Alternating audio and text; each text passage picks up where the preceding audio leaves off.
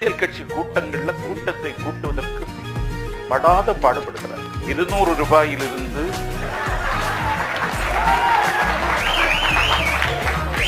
அது 300 ஆகி இப்போது 500 ஆகி வருகிறவர்கள் உட்கார்கிற நாற்காலியை போகும் பொழுது எடுத்துக்கொண்டு போகலாம் என்கிற அளவிற்கு நிலைமை மோசமாகி வருகிறது. ஆனால் தானாக வரும் கூட்டம் ஒரு காட்டாற்று வெள்ளம் போல் ஒரு தலைவனை தரிசிக்க இல்லாவிட்டால் பேச்சை கேட்க கூட்டம் வருவதை பார்த்து நான் வியந்து போனேன்.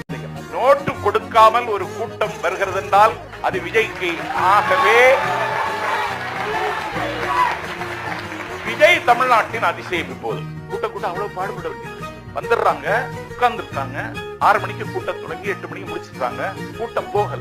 ஒலிபெருக்கி அமைப்பாளர் கூட்டம் தான் முடிஞ்சிச்சு, இன்னும் எதுக்கு உட்கார்ந்து இருக்கீங்கன்னு கேட்கறான். அந்த கூட்டம் சொல்லுது, அடுத்த கூட்டத்துக்கு எங்களை தான் புக் பண்ணியிருக்காங்க.